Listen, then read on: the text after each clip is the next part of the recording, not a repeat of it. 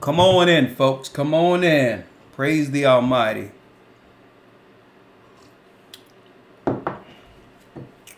Shalom. Shalom. All right. Shalom, Sobis. Seek Christ at home. Do we have a choice? Well, do you have a choice? How you doing, Levi? Chandra, how are you? How are you doing, brothers and sisters? Come on in. How are you? All right, I'm going to bring you all into Jacob's crying. Come on in. Come on in. I hear Jacob crying. While here I can hear him crying. When you gonna rise, call on the Lord. Mighty Jacob, rise, let's hear your roar. When you gonna rise, Jacob? Oh, hear you coming. Hear you cry, Jacob. Oh, he give you more than I feel Jacob rising. Can you see? I can see him rising. Jacob, dry your eyes and call on the Lord. Mighty Jacob, Shalom. rise to be restored. Troubles are brewing. Troubles are brewing, Jacob. You need to stop what you're doing. Stop what you're doing. Oh, Jacob. Why? Because the promise is waiting. The promise is waiting. Oh, Jacob. You need to call on the Lord. So you're all crying. I can hear him crying. Jacob, dry your eyes and call on the Lord. Mighty Jacob, rise, and you will be restored. Oh, troubles are brewing. No, Jacob, You need to stop what you're doing. just stop what you're doing. Stop it, Jacob. Because the promise is waiting. Oh, Jacob. So call on the Lord, and He will hear your voice. Oh, Jacob, let us hear it. Oh no, let's hear that roar. Wake up, Let's Jacob. hear it. Let's hear it. You said it true now. Wake up, Jacob. Ooh, Jacob, come and call on the Lord. Jacob, call on the Most High. Call on the Most High. Shalom, brothers and sisters. I'm Elder Rawchaa of the Gathering of Christ Church. Of course, I'm rested up. I'm nice and rested.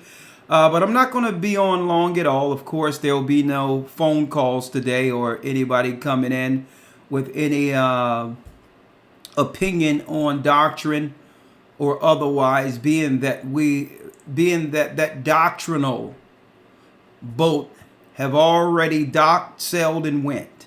Okay, we're in an entirely different phase of prophecy right now. You come on in. I'm only going to be a few moments. I may answer a few questions through the chat, but all in all, I'm just here to give our brothers and sisters an update. Okay, that's right. The title of this particular session, we're going to call this a session right before the Sabbath, not to get in the way of Ramar's broadcast tonight, because he has a broadcast coming out of Babylon that most should be in almost every Friday or whatever the case might be. So this is not to get in the way of what he's doing. He's going to be back tonight on the Blog Talk with Coming Out of Babylon. But yes, your eyes aren't deceiving you there. The title of this particular session is Freedom is on a Ventilator.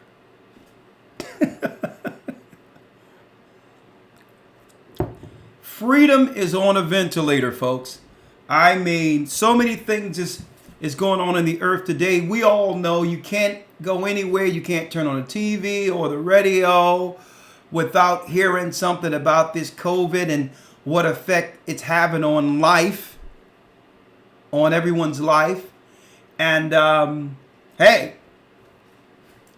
as I tell people all the time, my life really hasn't changed to tell you the truth. I mean, I've been doing the will of the Most High even before all this, and we've been talking about this time, and hey, it's a rude awakening for those who thought that this thing would continue forever. All right? It's a rude awakening, because right now freedom is on a ventilator. For years, there have been pastors, brothers and sisters in Christ, teachers, coming with prophetic understanding of the fall of Babylon, according to the Most High. When Revelation 18 reads, Babylon the Great is fallen, I believe Americans in particular, or those in the Western world, I believe that they were going on with their everyday mundane operation of capitalism, ignoring the signs. The signs were right before us. They still are. Okay? You should have known that something was going to happen. You should have, didn't you feel it in the air? And now, what's going on with freedom? Well, Uncle Sam, I heard, checked in a hospital over there in New York. And Uncle Sam is now on ventilation. He's on a ventilator right now. And if you're not careful, his organs might get harvested. But I digress. There's no time for games. I'm jumping right in. Okay. Before the sundown tonight, I just wanted to chime in and let you get some insight on what's going on. Number one, the first thing that's going on is what I've noticed by, driving around and, to get my essential air. I was checking out the optics and how different societies, let me put it that way, different communities, that's a better word, is handling this. Not all of our people are asleep. Not all the poor are asleep, but many of us still are. And I can only think, I called Elder Rawchaa and I say, man, we just have to pray for our people. We have to pray for them. And Rawchaa called on the way here, and I said, you know what, I'm going to go on a broadcast for a while, because an atheist relative of Rawchaa's called him. Now, this was a guy that Rawchaa couldn't get to believe anything. That Bible. He was like Rawchaa was when I met him. Rawchaa was a starch atheist who had nothing to do with the Bible. But anyway, his cousin is still like that. So his cousin, who didn't want to hear anything concerning the Bible, finally called Rawchaa up and asked, okay, Rawchaa, tell me what's going on. What's happening? You notice that? And I'm like, that's deep in itself. Because even though our family claim they're not listening, they're really listening. It's almost like you have a family member in the tuck, right? Behind a glass where you can only break for emergencies. Well, I'm not going to deal with the Bible right now because, I got my job. I have these businesses. I have all these irons in the fire. Who cares about what the Bible is saying? The Bible is doom, gloom, prophetic preparation, moral examination, righteousness, brotherhood. Who cares about that? Who cares about the laws of God, the sacrifice of Christ, the new kingdom to come? Who cares about a new heaven and earth when this heaven and earth is, this heaven and earth right now is popping? Now atheists are calling Bible believers asking for answers. Why? Because the politicians aren't telling you exactly what's going on. Uncle Sam is on ventilation right now. Okay? He just checked in. COVID 76. For those who don't know, the Declaration of Independence, 1776. COVID 76, Uncle Sam just checked in. He had COVID 76 and he's on a ventilator. But I digress. No more jokes here. I said I wouldn't, but let me just jump right into it. I went into North Philly, wanted to see what was going on, just driving down Broad Street there near Cecil B. Moore Avenue. And I was like, man, I couldn't help but notice this long line up the street across from Temple University. And I'm like, man, what is this, a food line? Is it a soup line? What is this? It has to be something essential. Are they giving out checks? Folks, where my phone at? I had to take a picture of this, folks. Now, of course, I wasn't going to, pull out my phone and begin to take, pictures and video people in this line. It's North Philly, okay? Can't go out like that, not unless you're ready for some heat, right? But let me see here.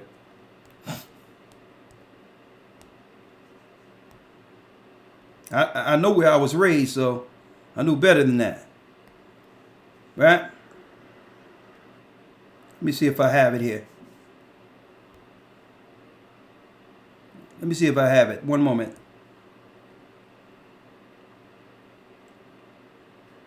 Well, anyway, I'll just give it to you. I don't feel like fumbling with this phone. Anyway. What happened was, is along the line, I'm trying to figure out what's going on here. I thought they were giving out checks, food, or something. Folks, this was a Korean beauty shop right off of Broad and Cecil B. Moore or Columbia Avenue. A Korean hair and beauty shop had a line up the street in North Philly. And our people were actually, have to give it to them, they were practicing social distancing at a Korean hair and beauty shop. And I'm sitting there looking at this. I'm like, hold up. This is not an essential business. They're trying to stop churches from getting together. They're trying to stop families from getting together. We can't even bereave our own families in North Philadelphia and in the ghettos. But yet we can stand in line for wigs, hair weaves, hair products. And it wasn't just our sisters in the line. We had brothers in the line too.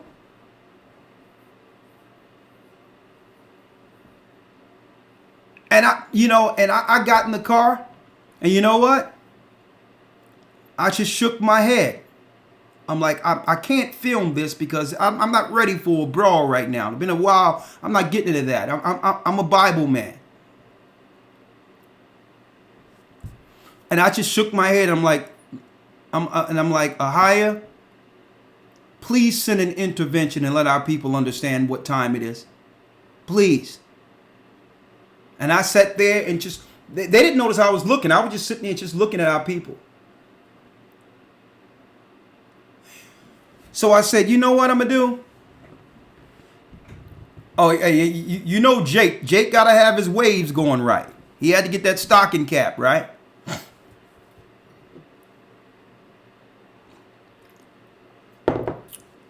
I drive around a corner where I was raised. Sometimes I go there just to, you know, reflect back on my youth and where I came from, and wanted to see if certain things are still written in graffiti in certain areas and all that. Sometimes I just drive and, you know, reminisce and think of childhood when things were way better. Okay? We didn't have a lot of money and all those things, but the community was a community.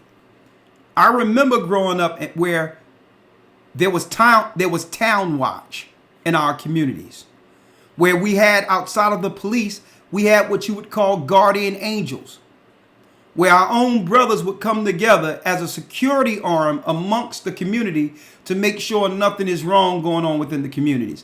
I remember when we on our block had a block captain who organized community events, block parties, all of those things. I don't know if you all remember, but I remember it.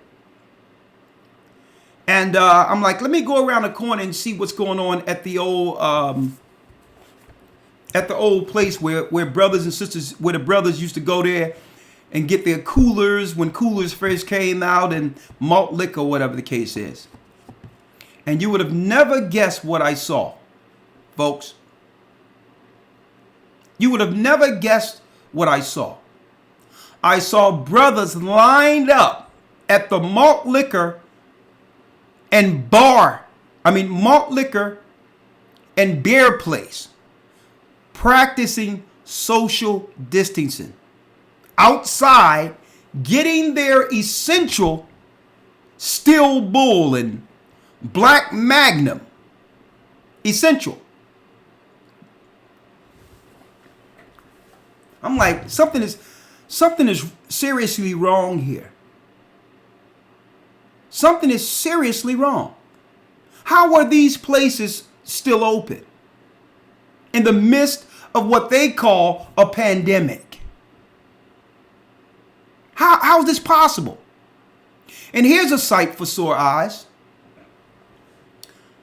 Up the street was a white guy. Now, this white guy, it didn't look like he was too well to do. He was a little roughed up.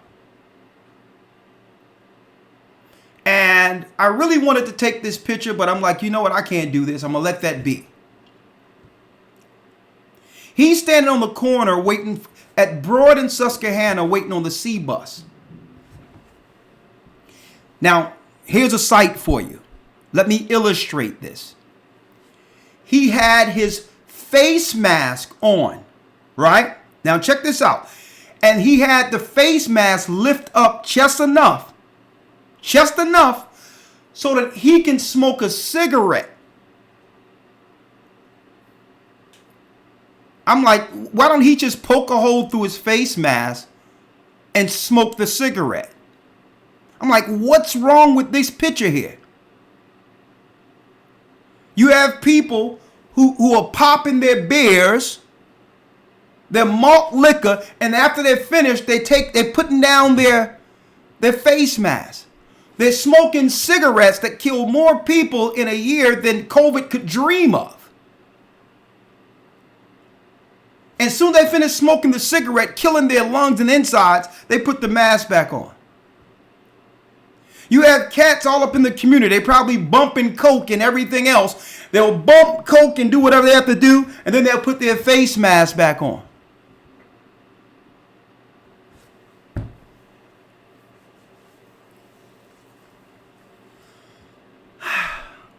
Freedom is on a ventilator, folks. But a rude awakening is coming.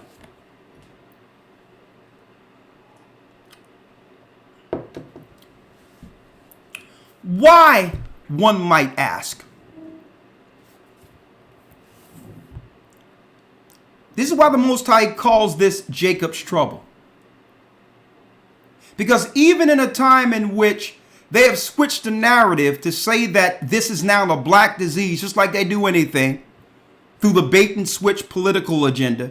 They usually start one way, but it ends up slap dab in the center of where we live. First it was Saddam Hussein, Bin Laden,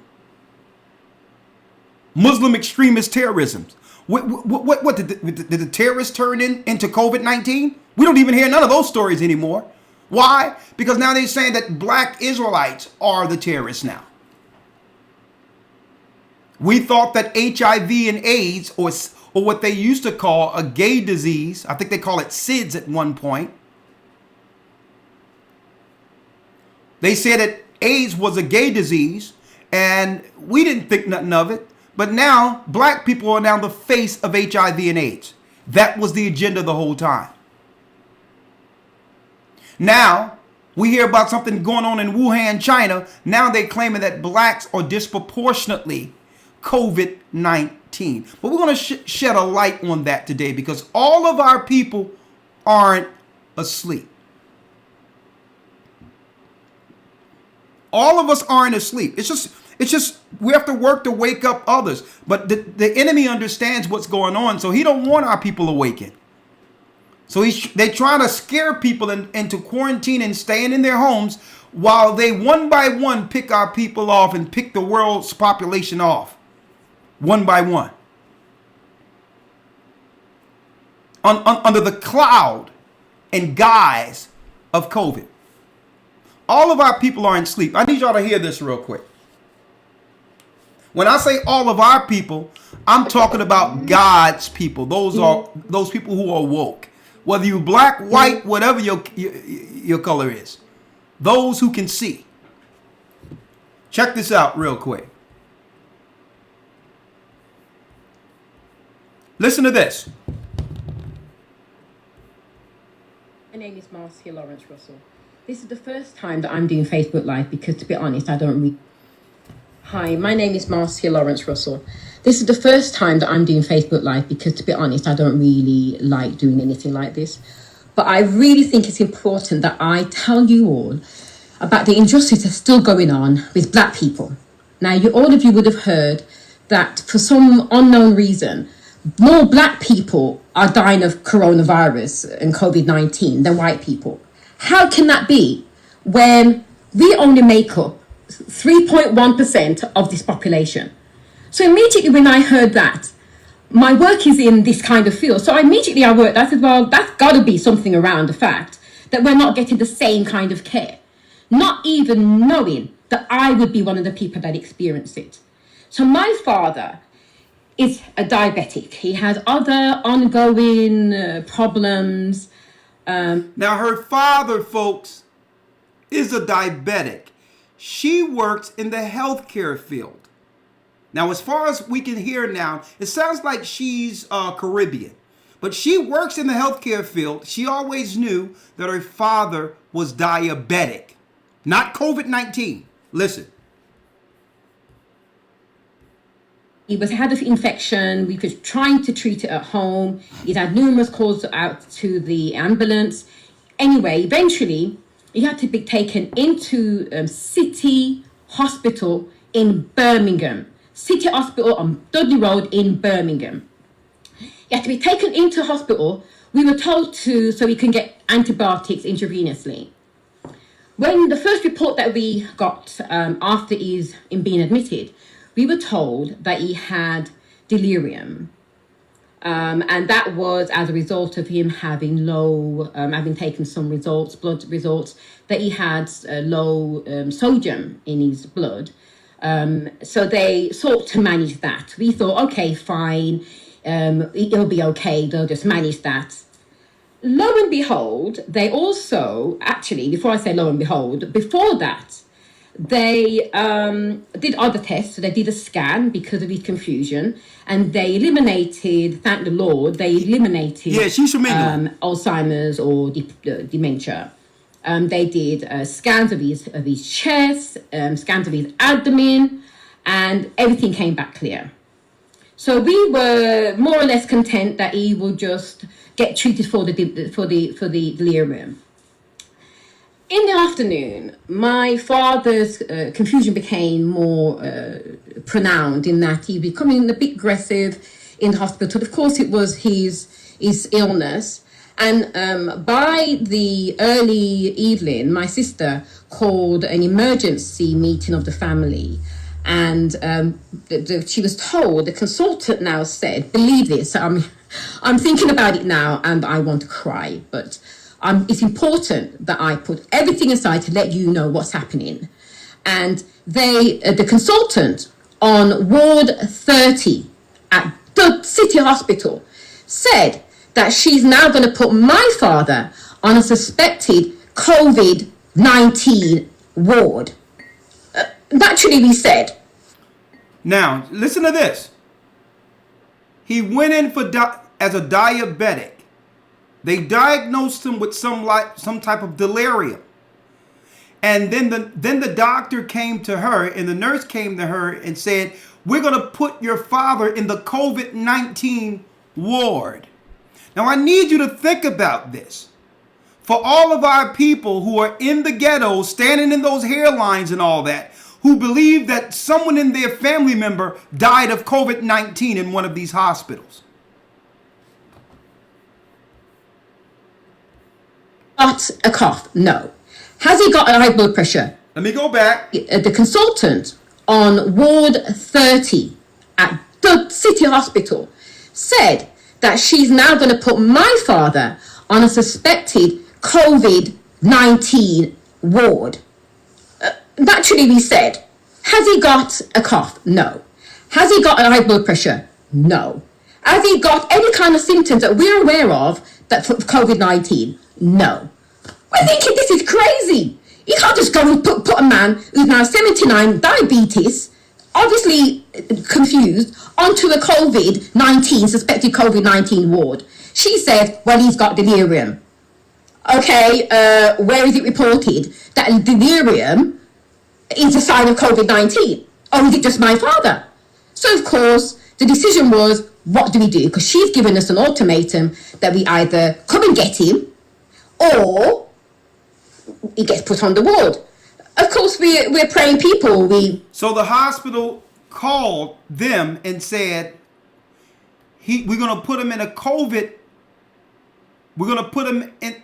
We're going to commit him in a COVID ward. Now, once he's in the ward, folks, he's now labeled diseased, quarantined, and a threat to society. So they usually call the family first to see how the family is going to react to it. If the family say, well, okay, they'll just do it. So at least they gave her the open to actually get in and get her family. They're like, either you come get your family, you come get your father, or we're going to put him in the COVID-19 ward. So how many people have they done this to? About it, we said, okay, look, you know what we'll do, as long as there's nobody on the suspected ward that has COVID-19, it'll be reasonably safe. We're going to pray, let him go over there. I've got children, my sister's got children, so we all got levels of vulnerabilities.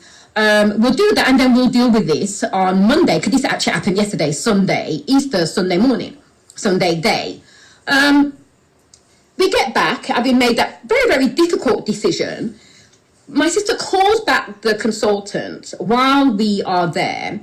Previous to this, I must say that they said to him that because he's got some level of kidney failure, that if he does go onto the COVID-19 ward and he has any difficulties, lo and behold, they are not going to resuscitate him. I'm thinking this is why black people are dying as for COVID-19 or not on these wards when we only make up such a small minority of the population. This is anyway. When So listen to this. She said, now, if we do put him in the COVID-19 ward, being that your father also has kidney issues, we will have, I'm going to tell you right now, if he's on life support, we will not keep him on life support. Listen, they're actually telling her that they're going to kill her father. That when we put him in COVID-19 ward, the order to not resuscitate is now implemented. Automatically, when we put him in a COVID-19 ward, we are not to resuscitate him. So they right out told her that they was going to kill her father for coming into the hospital, being treated with diabetes. Listen. I'm not going to resuscitate him. I'm thinking this is why black people... I'm sorry, let me go back. I want you all to hear. On Monday, because this actually happened yesterday, Sunday, Easter Sunday morning, Sunday day. We get back, having made that very, very difficult decision. My sister calls back the consultant while we are there. Previous to this, I must say that they said to him that because he's got some level of kidney failure, that if he does go onto the COVID-19 ward and he has any difficulties, lo and behold, they are not going to resuscitate him. I'm thinking this is why black people are dying for COVID-19 or not. This is why people are dying of. This is why they're getting these what you would call, they bloviating these numbers, inflating these numbers to make people believe this is a black issue.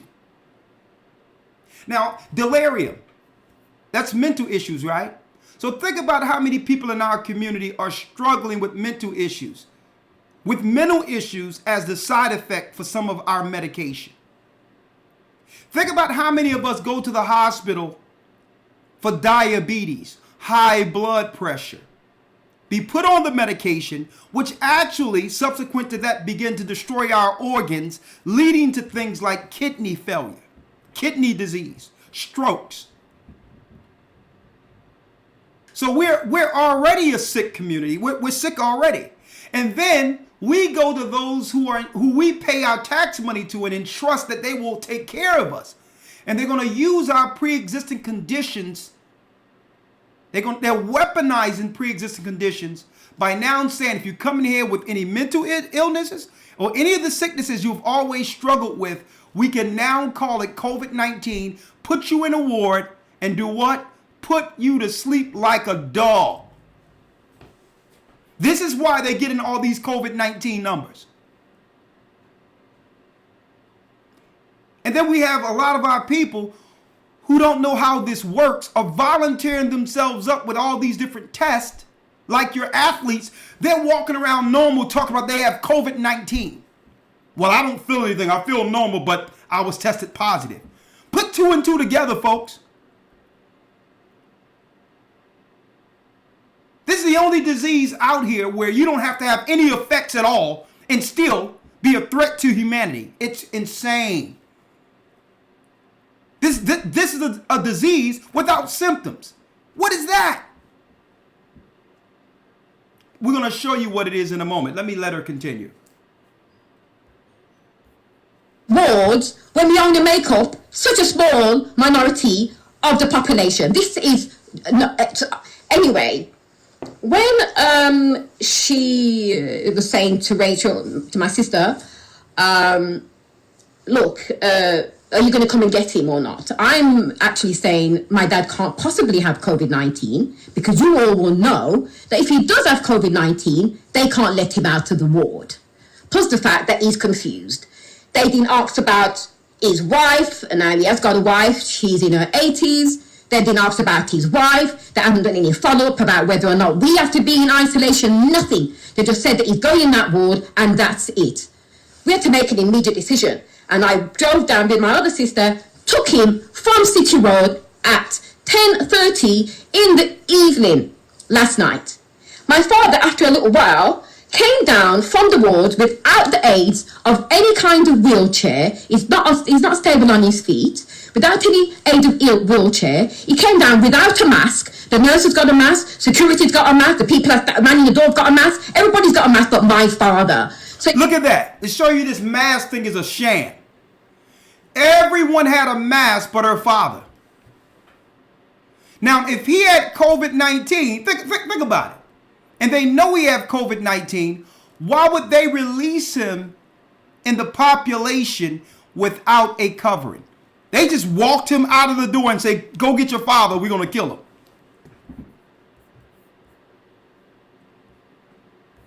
Well, came down from the ward without the aids of any kind of wheelchair. He's not stable on his feet. Without any aid of wheelchair. He came down without a mask. The nurse has got a mask. Security's got a mask. The people manning the door have got a mask. Everybody's got a mask but my father. So it's a good job that I had with me masks and sanitizers and gloves, put something on my car, even though I know he hasn't got it, to transport him to Refuge Hospital. That's him right there, look.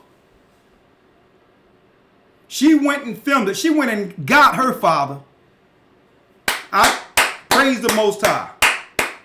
That's her honorable sister right there. She went and got her father. She's not listening to what they're talking about. She works in the healthcare field. Look at her father. She went and got her father.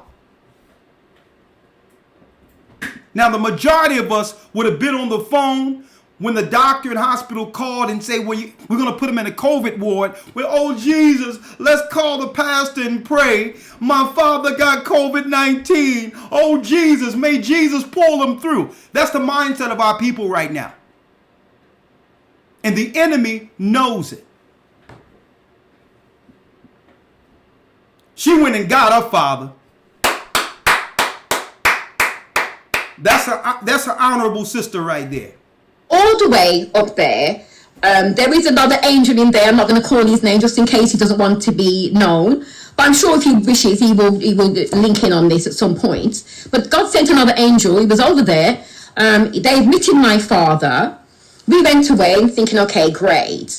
This morning, very, very early at 5 o'clock. You know what's a shame, though, folks? To show you how far we have fallen as a people. This is a woman. Where's the men? Oh, the men are like the 350 pound football players that are coming down saying that he's going to self-quarantine himself in the house, healthy for 14 days because he had COVID but not showing any symptoms. That's your men. Where they'll restrain you or actually imprison you or house arrest you on a rumor of COVID-19. Through a rumor. Through some ambiguous possibility of someone coming down with something. A burly 300, 400 pound man, a football player, get on TV and say, yes, I got COVID and I'm not showing any symptoms, but the doctor says I have it. I'm going to just self-quarantine myself in a room and play with my little blankie. And I'm going to let the women come out and stand like men for us.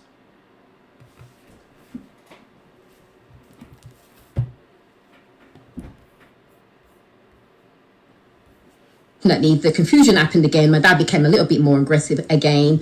And so they were wondering how to sedate him. Now, here's the next level of incompetence. Gross misconduct. Breach of the medical oath of first do no harm. The city hospital didn't even pack my father's insulin. So I had to go all the way down with my other sister to pick up the insulin, to go back with my other sister, to go back to Redditch to drop off his in. Where's the men here? It took two sisters to go save their father. Listen, my first son, and I'm going to tell you right now, I mean, he's been spawned from me. Okay? If anyone here that I'm someplace, my son will run through a wall to get me. Okay? Because I would do the same for him. There's no way someone gonna call somebody and call my son and say, well, we got your father held somewhere and did nothing wrong, and we're gonna put him down on some ventilator and him not go through there with a serious spiritual crew. I mean, what has happened to the children of Israel? Where someone only have to tell you that they're going to kill you and give you a reason for it, and you'll capitulate. And the people will just capitulate to it. What, was it through duress? Did someone have a gun to your head? Well, no. The news reporter told us to go down there and get put down like dogs.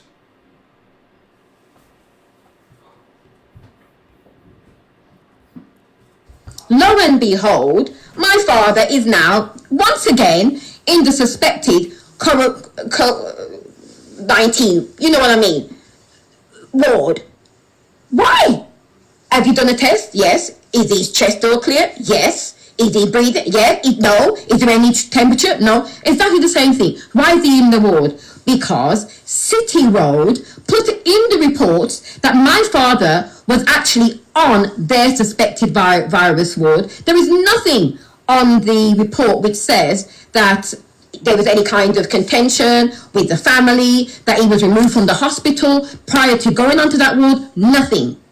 And yet, because of what was written in the report, fair enough, Redditch followed suit, read what was... By the way, I'm going to show you how ridiculous all this stuff is. She was able to go get her father. Check this out. At night, late at night and all that, during a stay-at-home order. A woman defied the television and the talking heads because really there's no duress. No one is stopping you from actually doing anything. Because there's nothing out there. She was able to just go drive and go see her father.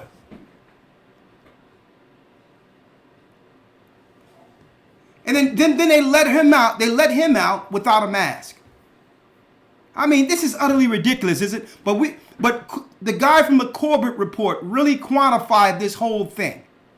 He gave an articulate, I would call small commentary on the psyche of this whole idiocracy called COVID-19. And I'm going to play that in a moment. But let me play it out. And put it up there again, down to City Road. So we all need to understand that the only possible reason why black people are dying of COVID-19 to a higher rate than our white counterparts has got to be for something other than this virus, which is not a medical form as if it was sickle cell. We're not getting the same treatment. People are dying. They're saying that it's COVID-19 and they're not even got the disease. So people, please support this movement. Pass it on. Let us get together and fight against this injustice in the midst of the fact that I appreciate I go out there every Thursday and I clap for the nurses. But I'm telling you, in the midst of all of this, there's something going on and somebody needs to say something. See ya. Hi, my name is Marcia Lawrence Russell.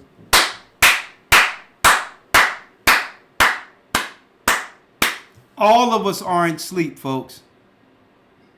Where's Jesse Jackson? Where's Reverend Al Sharpton?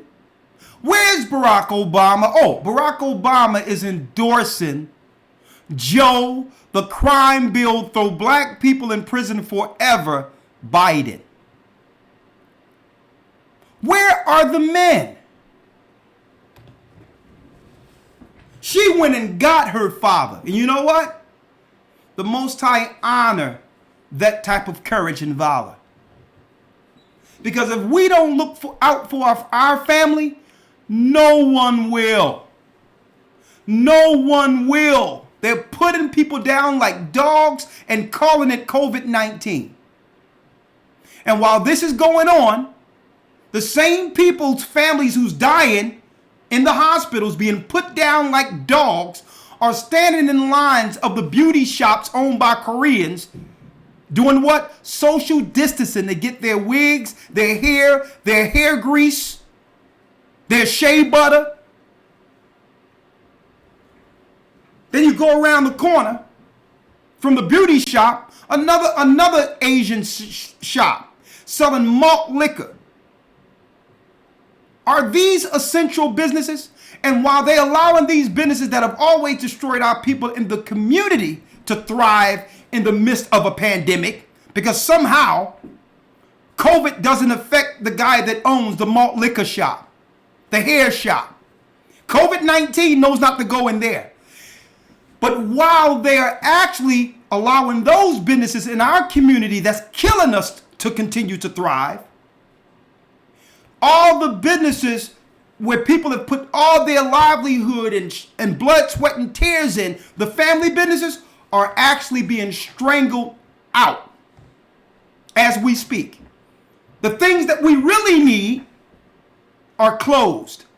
Churches for prayer. Even for self-defense. They're putting a stranglehold on those who would go to actually buy freedom protection. But yet, you're going to tell me malt liquor in North Philly, where I grew up at, that have always killed our people, is essential? On top of that, I walk up the street and I see a guy, he should have just cut a slit in his face mask, because he's sitting there with a cigarette leaning on the outside of his mask, blowing smoke off the other side. His mask is tilted while he's smoking a cigarette. What's wrong with this picture, folks?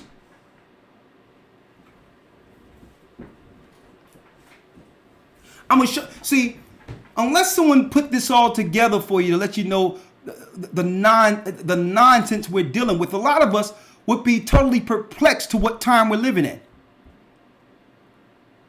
You'll be totally perplexed.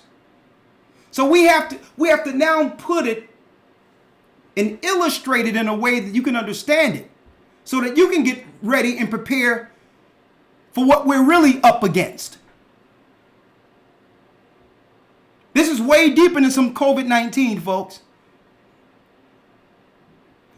So, Corbett Report, this brother here, he actually articulates the whole scenario while walking around outside. He's in Japan now, without a mask or without nothing. But listen to what he's saying here.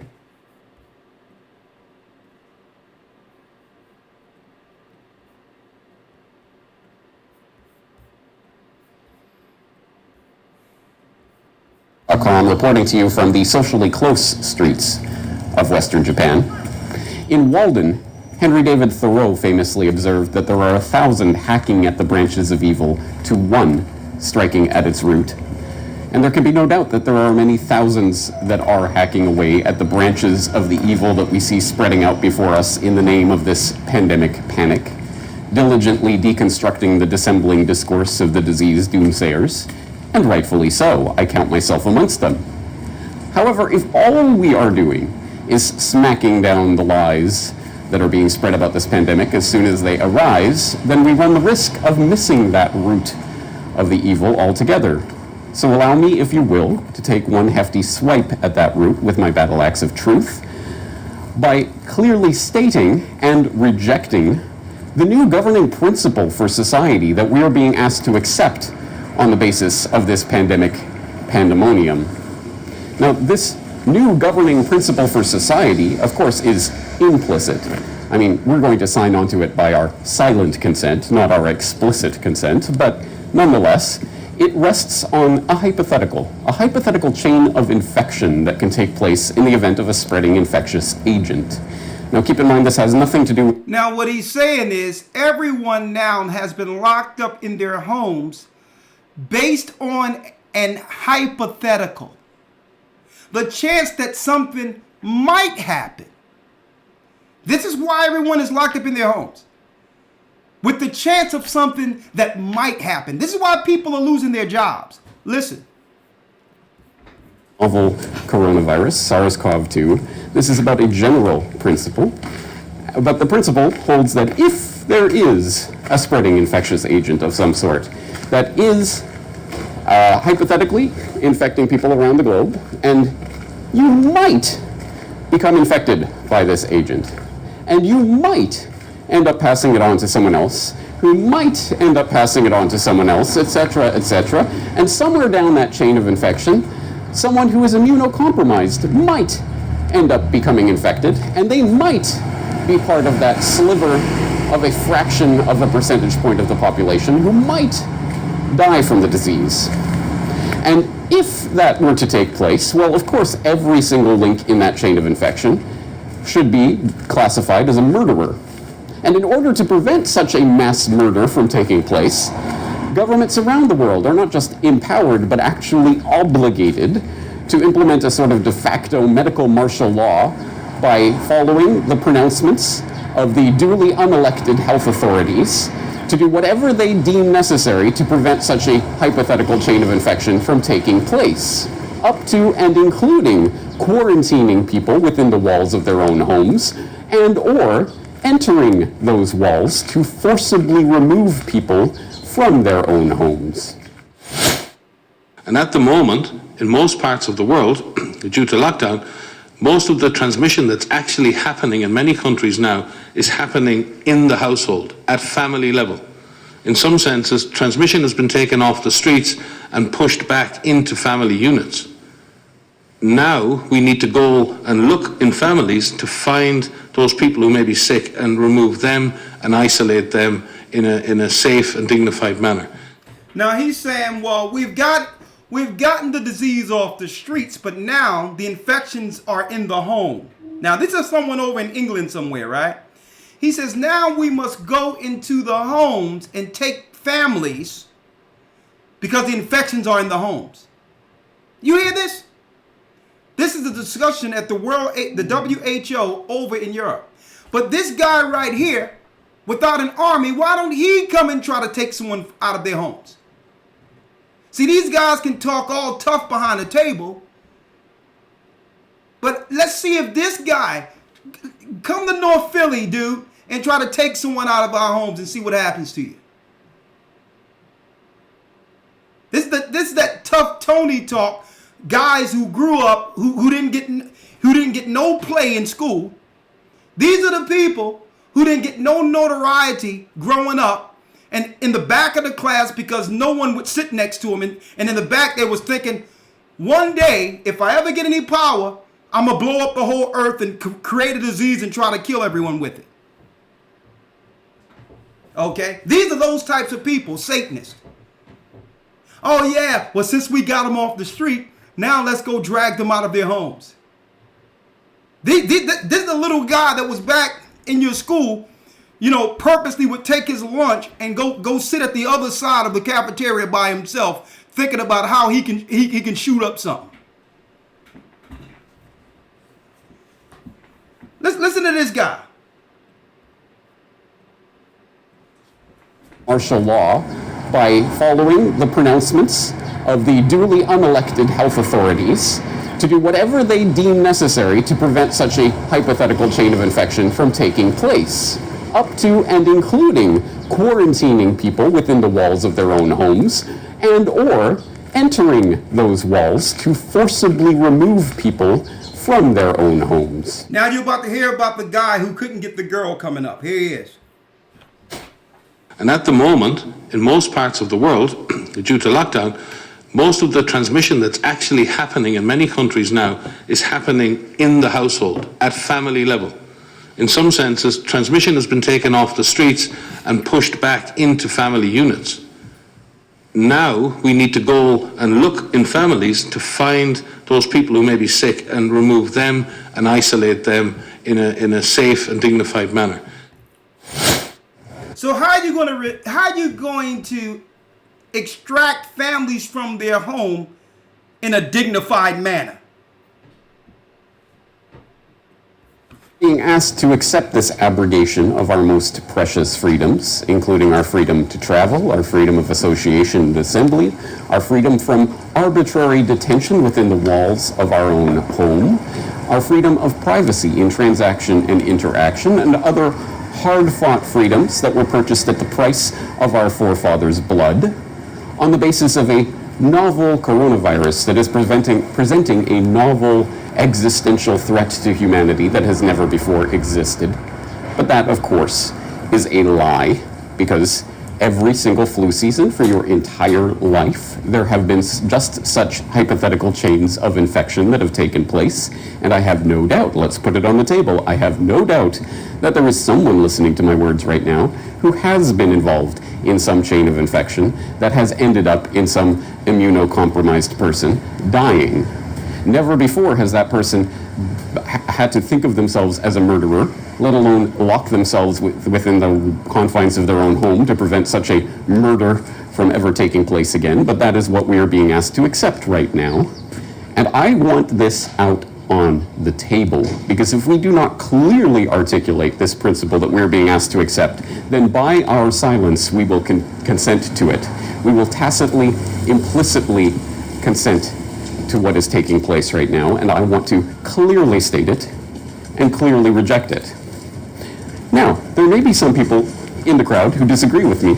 So, first of all, let me put something else out on the table and make it very clear that, of course, none of what I say is to in any way undermine the basic right that everyone has, everyone always has had, and everyone always will have to take whatever precautionary measures they feel is necessary in order to prevent such a chain of infection from taking place, including isolating yourself in your own home, wearing whatever protective gear you want, socially distancing yourself from anyone you come in contact with, or anything else that you feel is appropriate to prevent such a chain of infection. Of course you have that right, but that negative right is now being flipped on its head into a positive obligation on everyone in society to stop all productive human activity, to lock everyone up in their homes, and to treat them as prisoners, tracking and surveilling everything that they do and everyone that they come in contact with on the basis of a hypothetical chain of infection that could take place. And I want that out on the table. If you agree with that principle and you think that is a good thing, then clearly state it. State it to my face. Oh wait, you can't, because you are a prisoner within the walls of your own home and you are not allowed into Japan, but you probably think that's a good thing. But at least say it to my digital face. Clearly state that you agree with the abridgment of our most basic freedoms on the basis of this hypothetical chain of infection. And clearly state where your line in the sand is. What do you think would be going too far for the government to do on the back of such a pandemic panic? Biometric ID, tracing and tracking every movement of every citizen at all times for the rest of their lives? Or the ability to march into people's homes to check for potential infections and forcibly vaccinate them if need be? Or any other number of measures that are now coming into view as a result of this panic? Where is your line in the sand? Clearly state it so that when that line is crossed, people will see that you are a hypocrite for cheering it on. Unless there is no line in the sand, and you think that governments are justified in doing anything that any presumed health authority says in the light of a pandemic situation. But at least state it openly and on the record. Don't hide behind vague, fluffy, woolly language. Tell us what you, specifically, not the agents of the state to whom you outsource your violence, but you would do in order to prevent people from living their lives in the event of a pandemic. There's a lot to think about here, and I hope you will do so, and join me in clearly rejecting this principle that we are being asked to accept right now. And if you do so, I think we will be getting a lot closer to striking at the root of this evil. James Corbett, CorbettReport.com.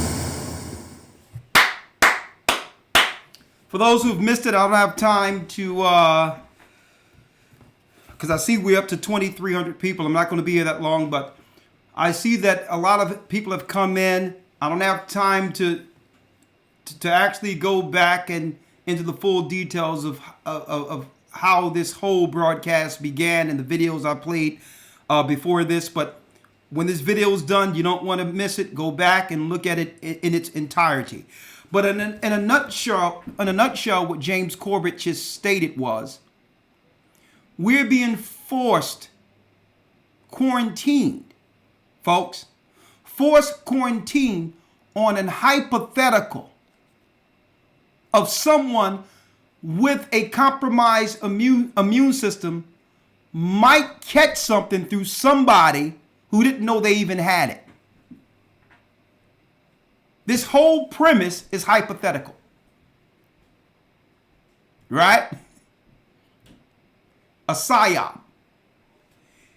Then we showed a sister who's a nurse earlier, and you'll see it once you review the video back, who had to come get her father in Birmingham, UK. She's still Caribbean because Benjamin is over there, but she's a British citizen, a sister, who was told that if she didn't, told that her father, who went to the hospital for diabetes, okay, and some form of delirium, that he was going to be put on a COVID-19 ward with a non-resuscitate order in place. They were going to kill her father under COVID-19, and he only checked in because he had diabetes.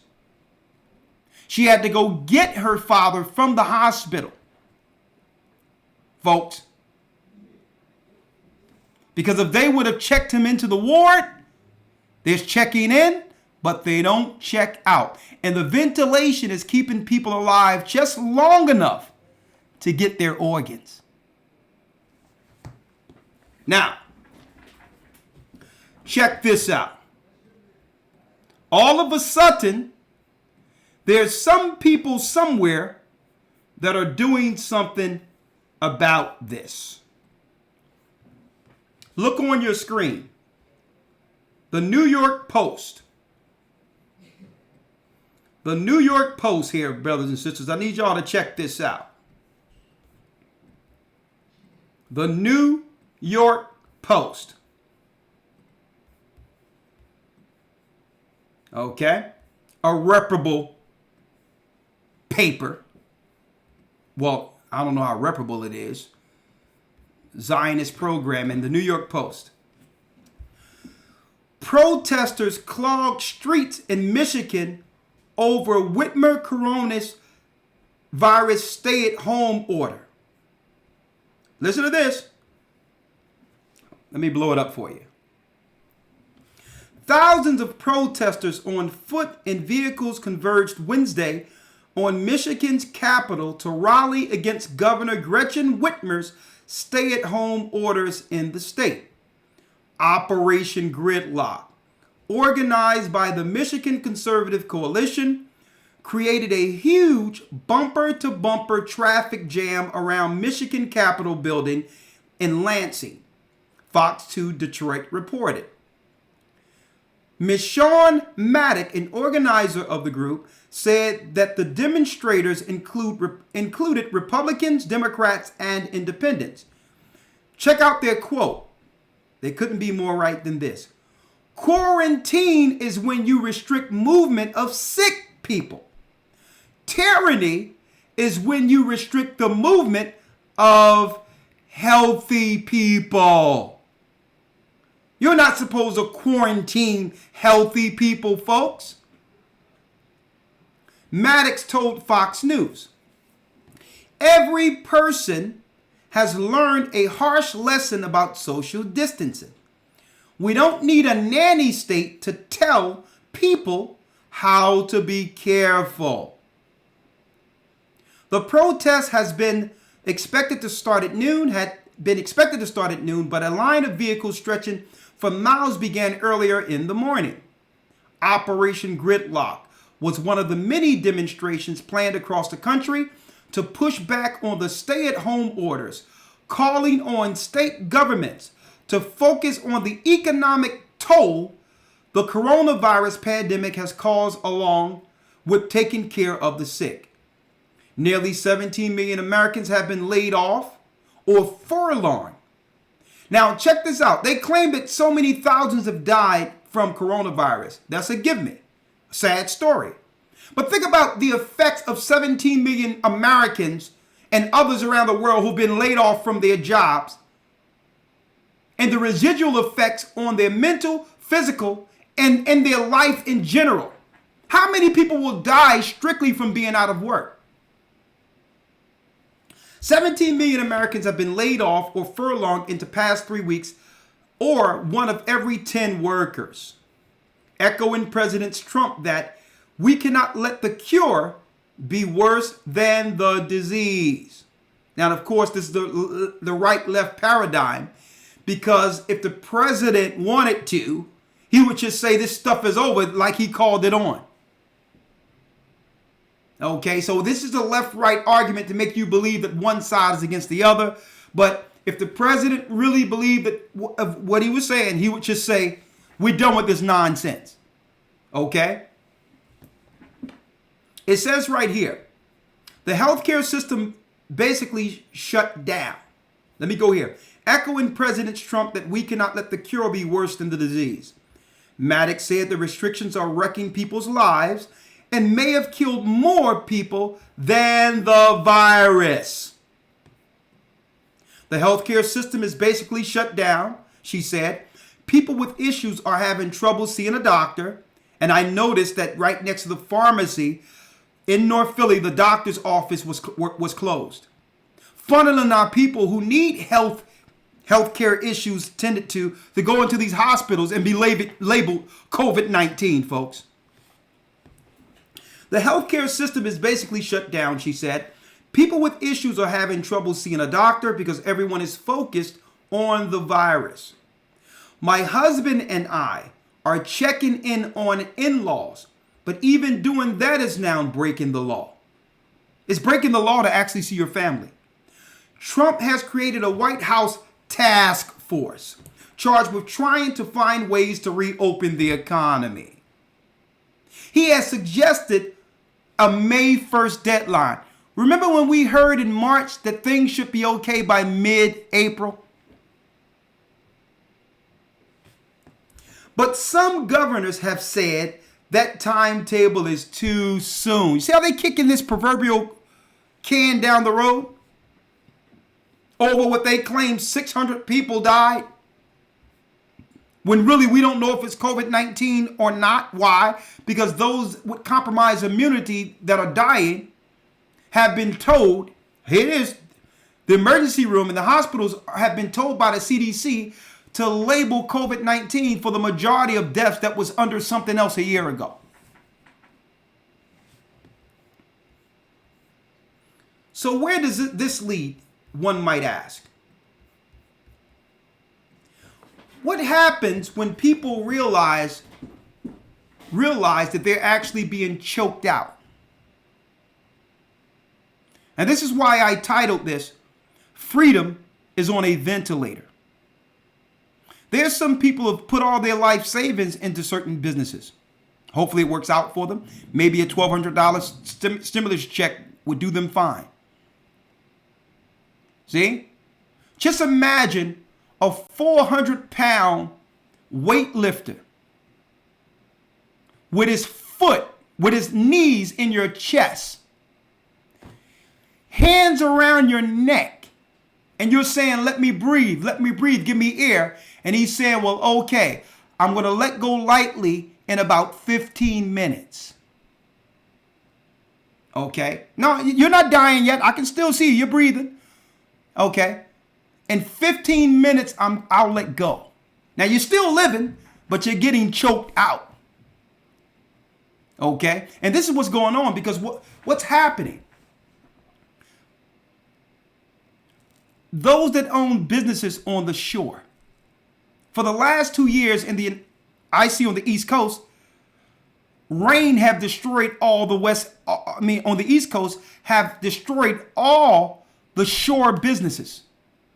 Jersey Shore, Baltimore Harbor, going into Atlantic City, Wildwood.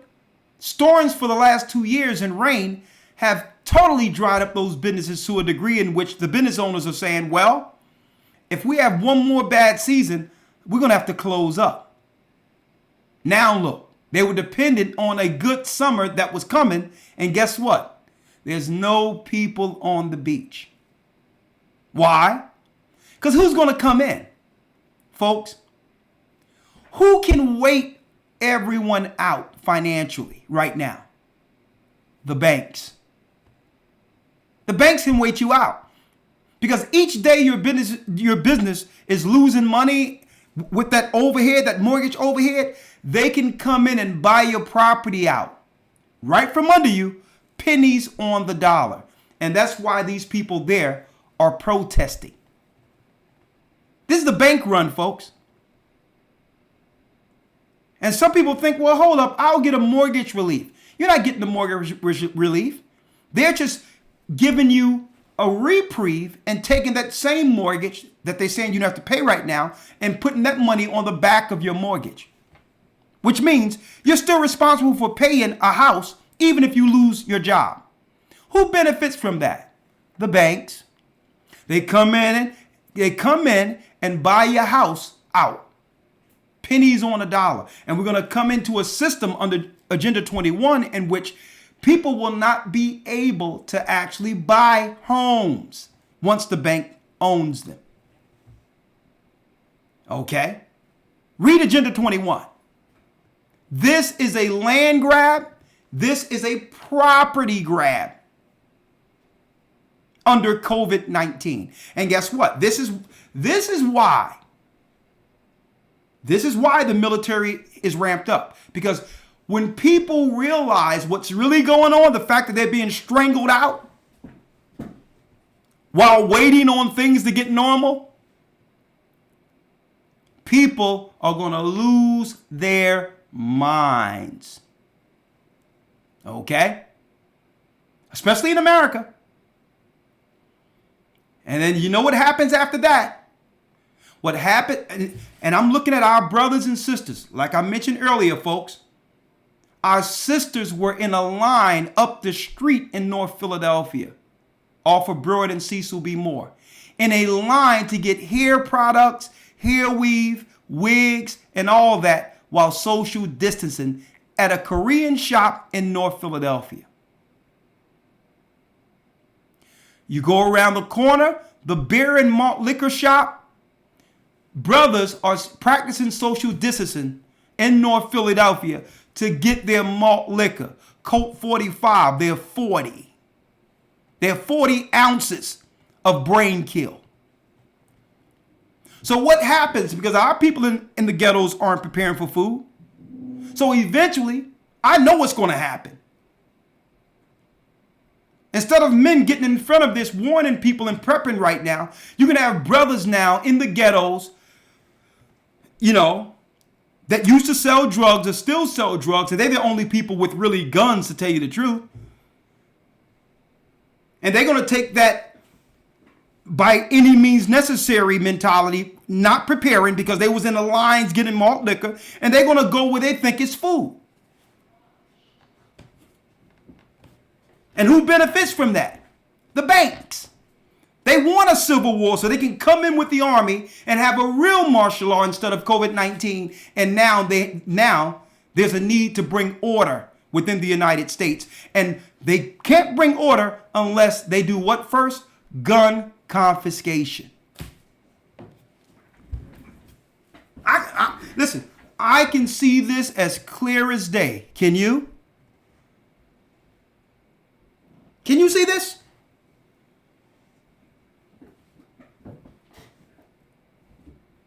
And what's deep is they were able to do this much, folks. They was able to do this much. Squeeze an economy. Choke the citizens out, folks, without a standing army against you. Think about that. Think about that. Just from some people talking, they were able to accomplish all this, folks. Just from talking. I'll tell you this, though. And this is what I'm going into tomorrow.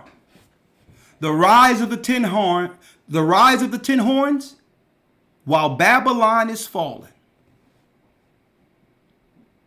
We're going to go into Revelation 17 and 18 tomorrow like you've never seen before. Because it's time to get our spirits right. Because that 400-pound guy with his knees in your chest, with his arms around your neck, isn't going to let go, folks. He's just going to keep telling you, well, don't worry about it.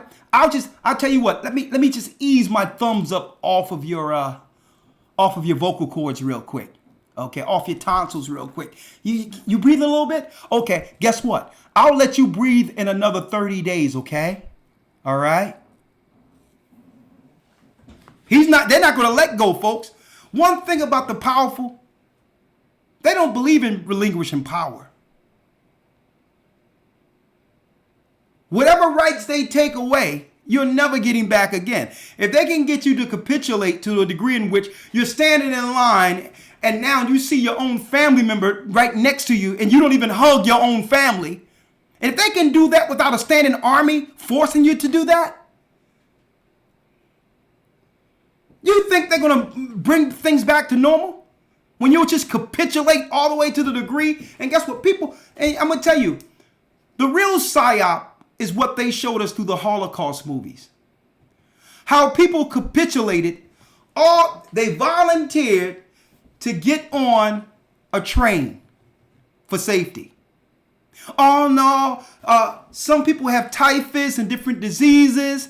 I'll tell you what, we have to make sure you're clean so that you don't disease others in the quarantine concentration camps. So we're going to spray you off with water.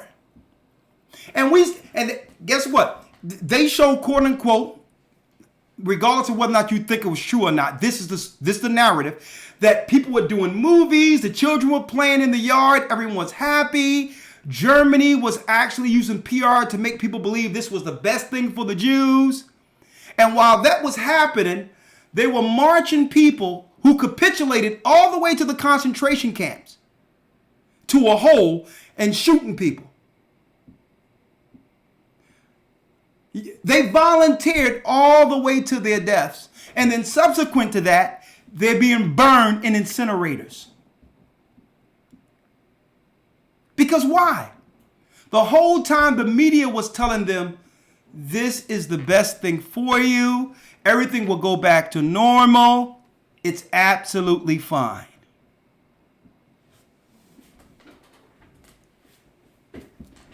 And think about it right now.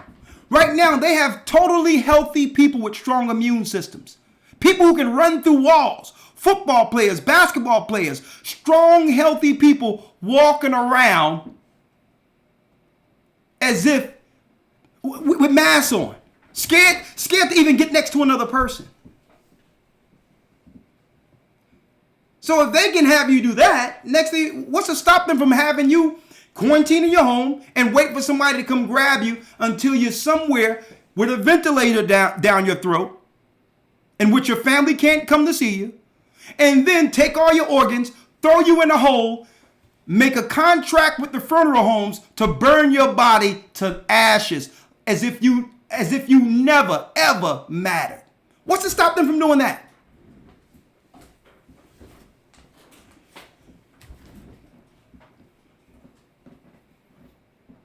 And what I see when I walk and drive through North Philly, I don't see any level of resistance or knowledge of what's really going on.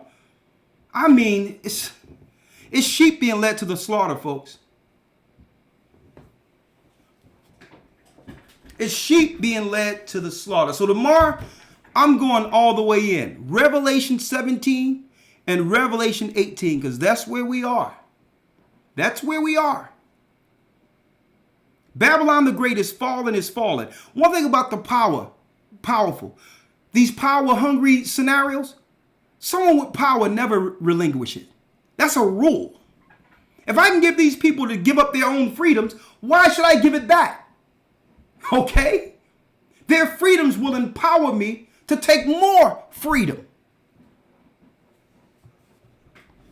Okay?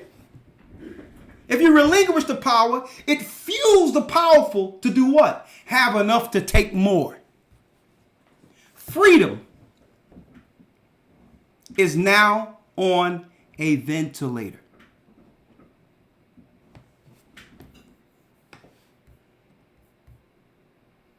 I'm going to say this before you go. Believe your ears, believe what you can see, and believe what you can hear. Okay? Don't believe the hypotheticals and the psyops. Believe your optics. Believe what you're seeing. Do you see people dying all over the streets in front of you? Do you see that? You don't see people dying. You're hearing of people dying after what? Being checked in. Under the darkness or cloud of night while you're sleeping, and you're only getting the statistics the next day, right? But you're not seeing evidence of a pandemic, are you? Do you? Do you see that? So you have to understand what's going on. Hey, folks, it's time to get right with the Most High and Christ. It's time to get our lives together. It's time to repent, think more so on righteousness, and get right with the Almighty, because the angels of the presence are here before us, and they're protecting us. You can't see them, but they're with us. But they'll only stand and work for the righteous. Okay? Because I'm going to tell you, the powers that be, the fallen ones who are controlling this whole realm, folks, they're playing for keeps. And they have a plan. They have a plan in place for each of our reactions to their psyop. You have people losing their businesses, all that. You have prisoners being released into society. They're actually trying to create chaos. I'm going to tell you right now. So what happens when they close all the restaurants, all the supermarkets, all your bodegas and corner stores? What happens when there's no trucks coming in? Like we told you years ago would happen. And the only things that brothers have in that neighborhood is guns and ammunition that they were using on each other. You can't eat bullets. See? You can't eat bullets. You can't eat the gun. So what happens? See, Satan is playing chess with the ghetto, folks, with the hood. You don't have food and water, but you have guns. You have bullets in the hood. So you're going to try to turn that into something tangible to feed your household. Anytime you will go sell drugs to your own people to eat,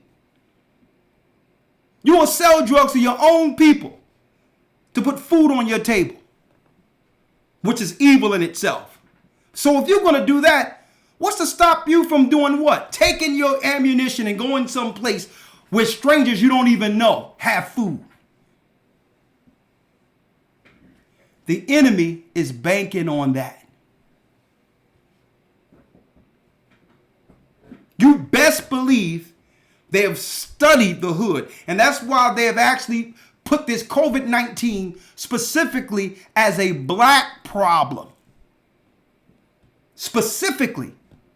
Understanding that through our existence under this curse that the Most High placed us under, when we were targeted, we never came back to the Most High all together as one to come together with a unified understanding of how to get out of it according to Him. We've never operated like that. Every time they've put those labels on our people, we've used that as a pretext to believe everything the enemy was saying and to begin to separate and divide and to kill each other off and to harm each other.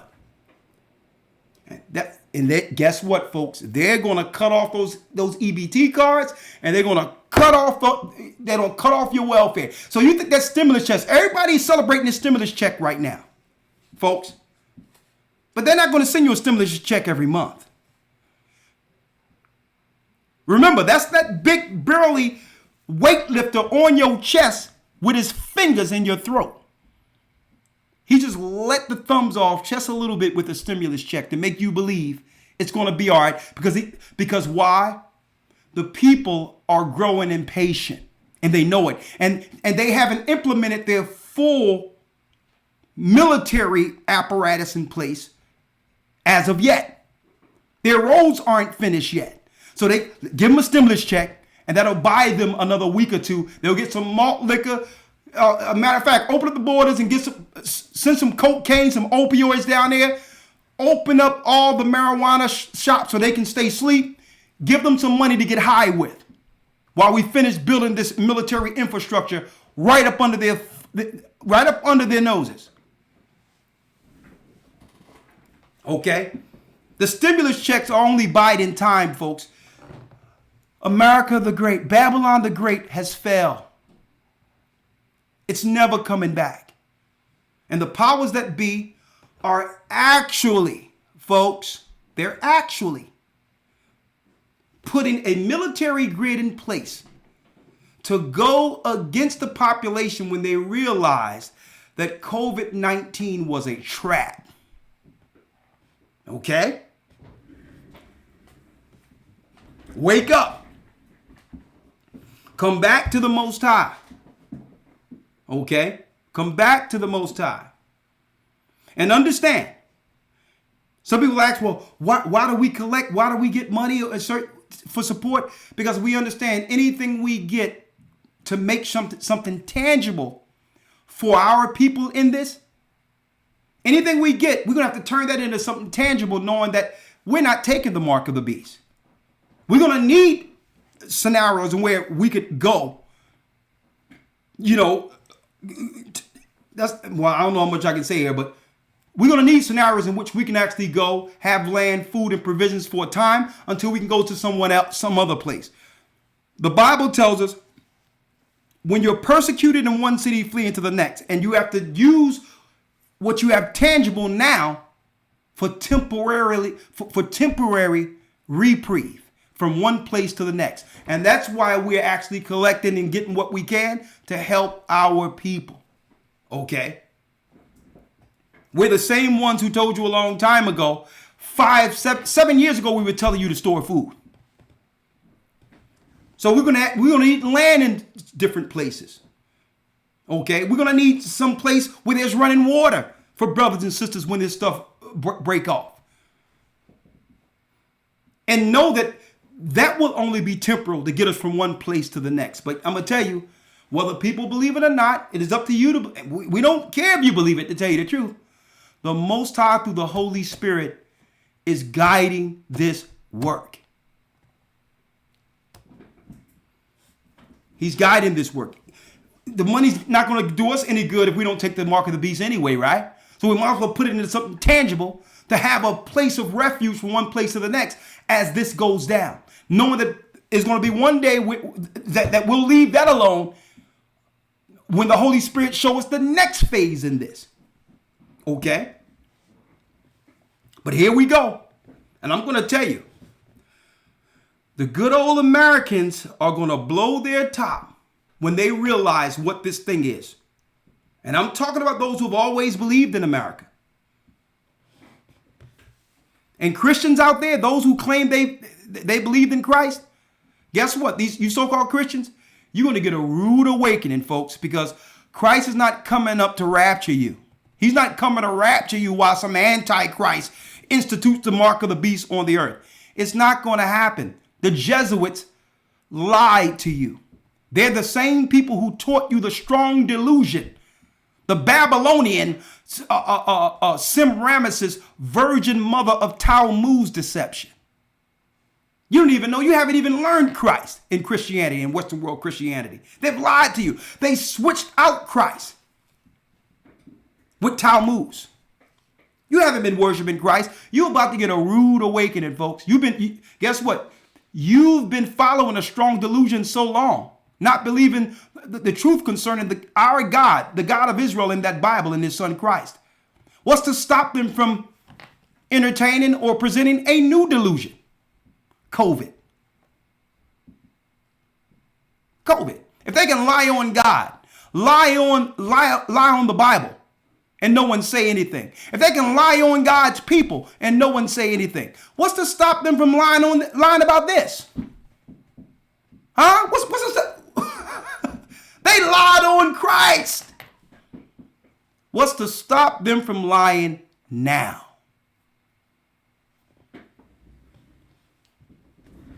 Support this work. Stay prayed up. The Sabbath is about to come in. And guess what?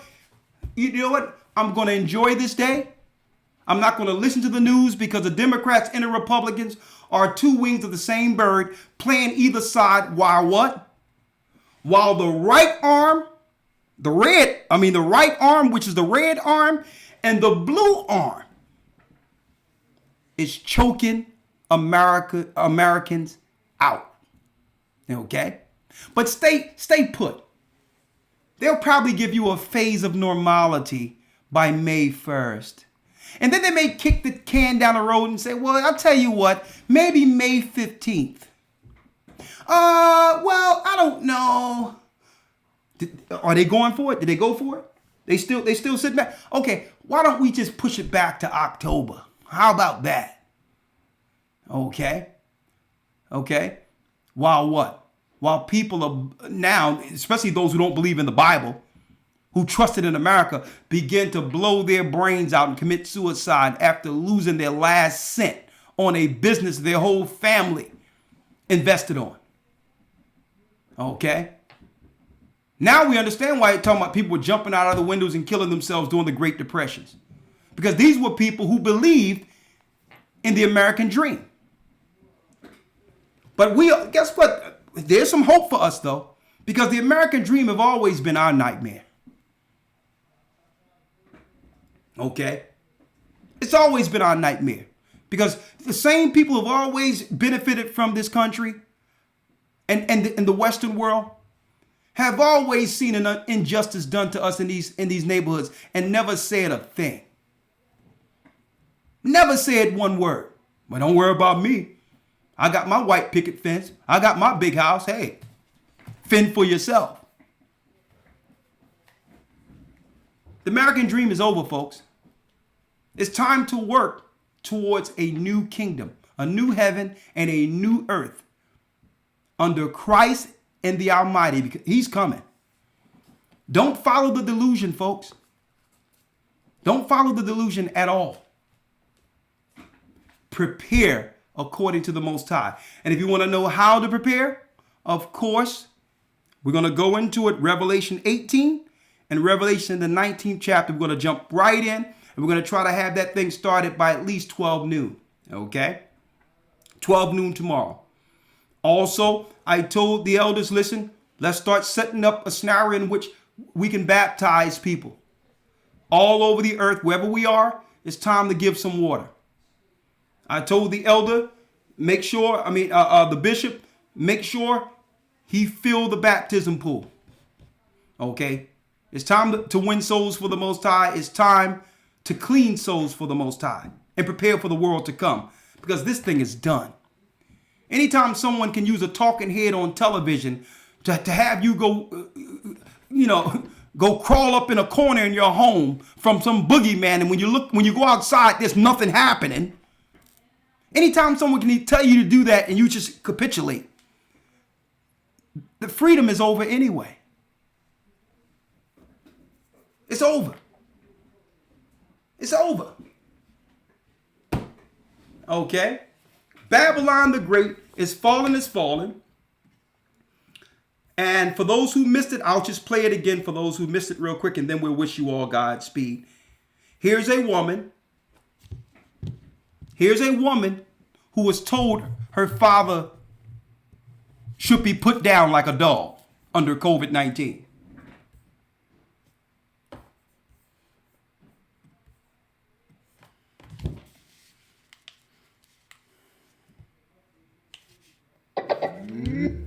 One moment.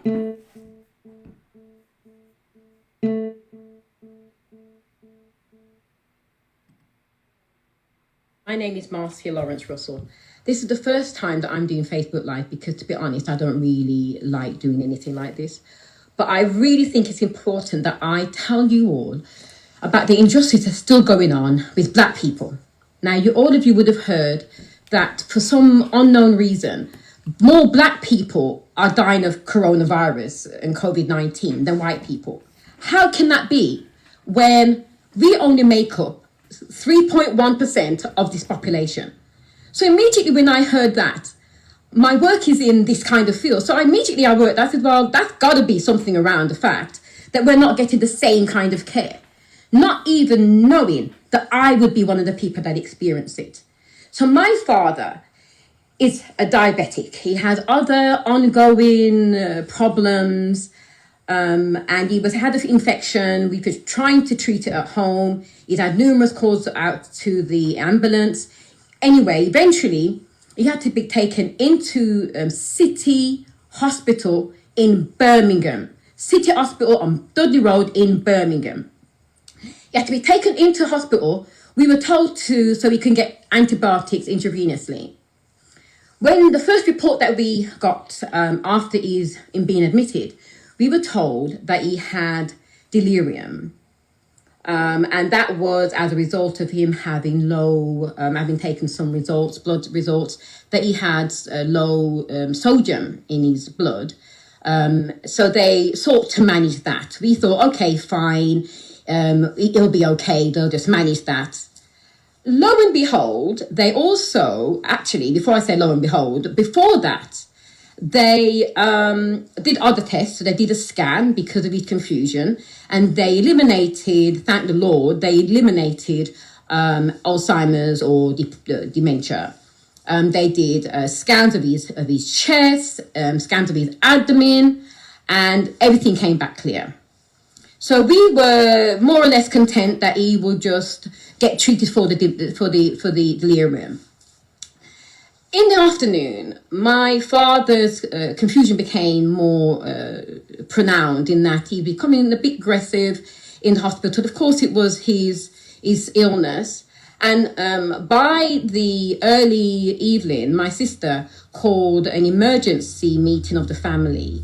And she was told, the consultant now said, believe this, I'm thinking about it now and I want to cry, but it's important that I put everything aside to let you know what's happening. And the consultant on Ward 30 at the City Hospital said that she's now going to put my father on a suspected COVID-19 ward. Naturally, we said, has he got a cough? No. Has he got a high blood pressure? No. Has he got any kind of symptoms that we're aware of that for COVID-19? No. We're thinking this is crazy. You can't just go and put a man who's now 79, diabetes, obviously confused, onto a suspected COVID-19 ward. She said, well, he's got delirium. Okay, where is it reported that delirium is a sign of put on the ward? Of course, we're praying people. We prayed about it. We said, okay, look, what we'll do, as long as there's nobody on the suspected ward that has COVID-19, it'll be reasonably safe. We're going to pray. Let him go over there. I've got children. My sister's got children. So we all got levels of vulnerabilities. We'll do that, and then we'll deal with this on Monday, because this actually happened yesterday, Sunday, Easter Sunday morning, Sunday day. We get back, having made that very, very difficult decision. My sister calls back the consultant while we are there. Previous to this, I must say that they said to him that because he's got some level of kidney failure, that if he does go onto the COVID-19 ward and he has any difficulties, lo and behold, they are not going to resuscitate him. I'm thinking this is why black people are dying for COVID-19 or not on these wards when we only make up such a small minority of the population. This is... Anyway, when she was saying to Rachel, to my sister, look, are you going to come and get him or not? I'm actually saying my dad can't possibly have COVID-19 because you all will know that if he does have COVID-19, they can't let him out of the ward. Plus the fact that he's confused. They didn't ask about his wife, and now he has got a wife. She's in her 80s. They didn't ask about his wife. They haven't done any follow-up about whether or not we have to be in isolation. Nothing. They just said that he's going in that ward, and that's it. We had to make an immediate decision. And I drove down with my other sister, took him from City Road at 10:30 in the evening last night. My father, after a little while, came down from the ward without the aids of any kind of wheelchair. He's not stable on his feet. Without any aid of wheelchair. He came down without a mask. The nurse has got a mask. Security's got a mask. The people manning the door have got a mask. Everybody's got a mask but my father. So it's a good job that I had with me masks and sanitizers and gloves, put something on my car, even though I know he hasn't got it, to transport him to Refuge Hospital. That's her father. They say, listen, we're going to put him on a COVID ward, which means they'll put a ventilator down his neck, sedate him to make you believe he's dying of COVID, probably take his organs and throw them in the trash like nothing. I'm glad she went and got her father. How many of us are going to believe these phone calls when they call us concerning our family, claiming that we have COVID when the real plan is to put us down like dogs?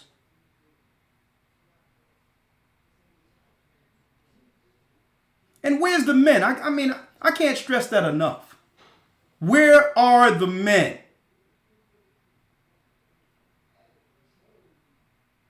She went and got her father. Praise the Almighty. That's honorable right there. That's a woman right there. That's a woman.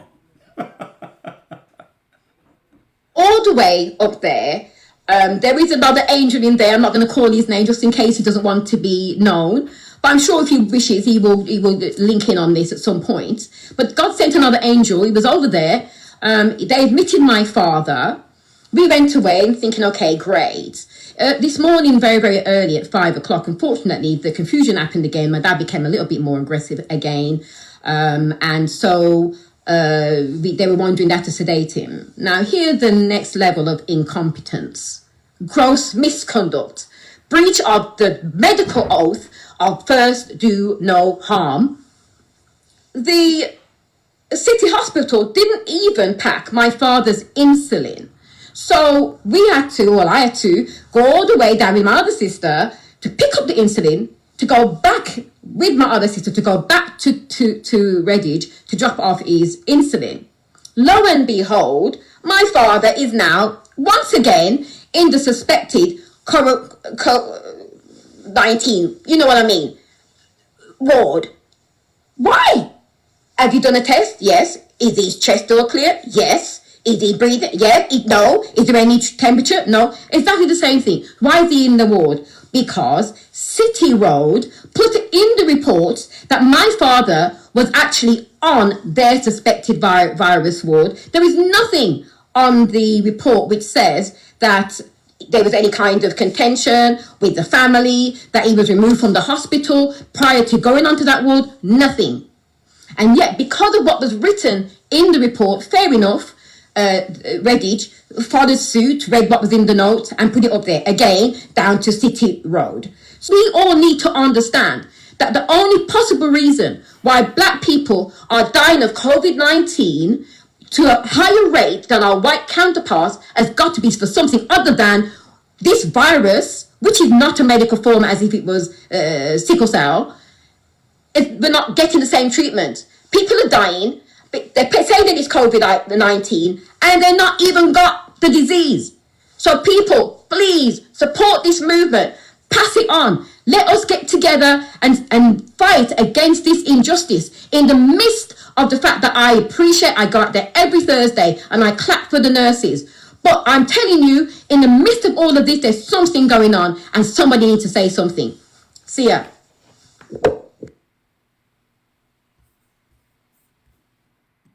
Hey, people are standing up. Okay, people are standing up, and I read the article about it right here.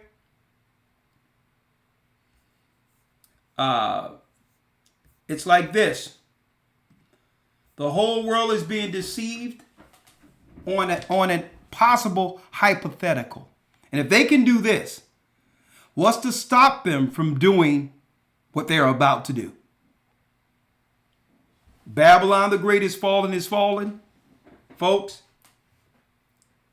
Prepare, get our spirits together. And guess what? Never look at your people as the virus. Okay?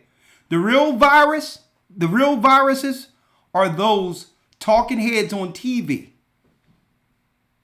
controlling the masses. The real virus is Satan and his ministers. There's nothing wrong with you. Wake up.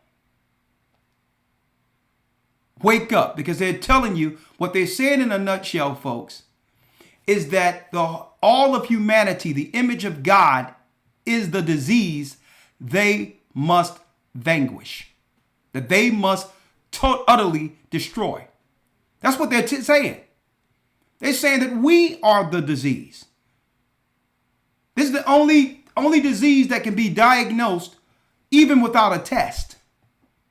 Okay, you look like COVID-19 to me. Okay, good. Okay, you like COVID-19. Oh, we did a test. You don't have no symptoms? Well, this is one of those diseases that you can actually have with no symptoms. No symptoms at all. Okay, no symptoms.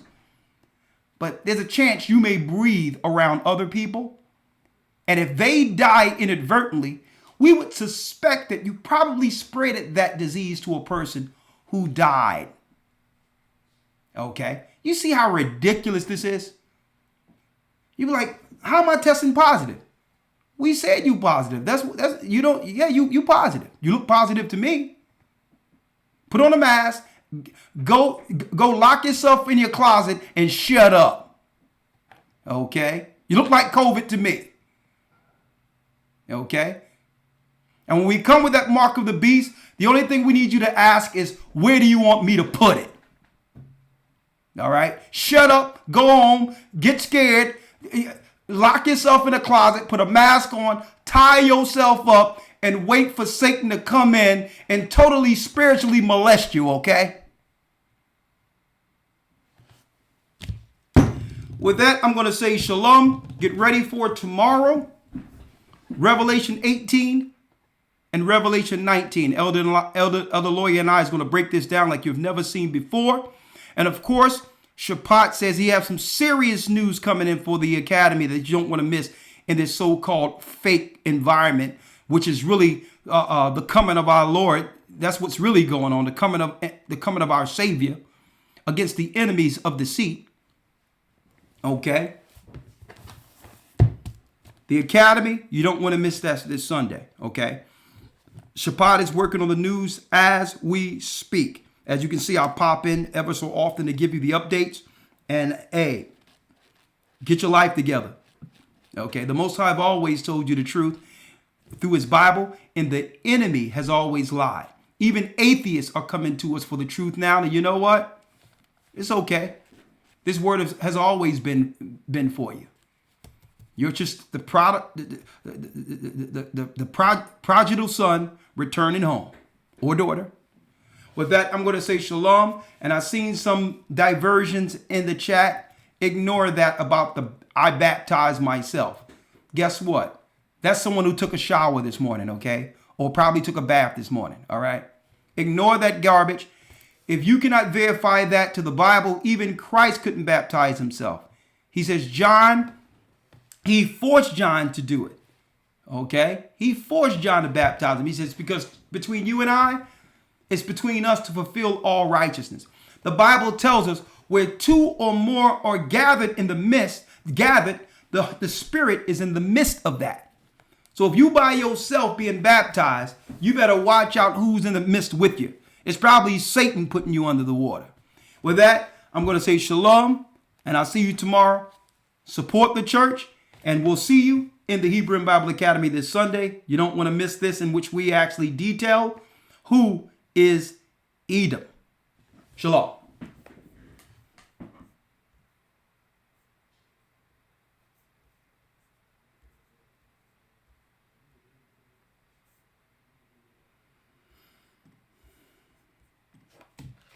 Bible. Is it hard to understand? When it comes to reading the Bible, the first thing that comes to mind is the fact that this is the Word of God. The seals have been broken, and the truth is here.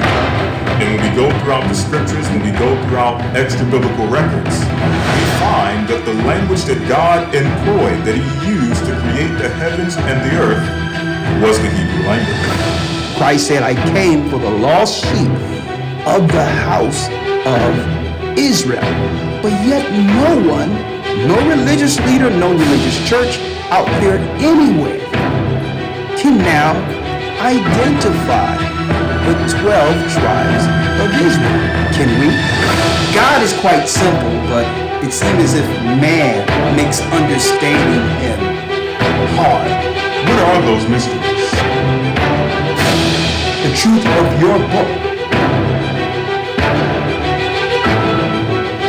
and the truth will make you free.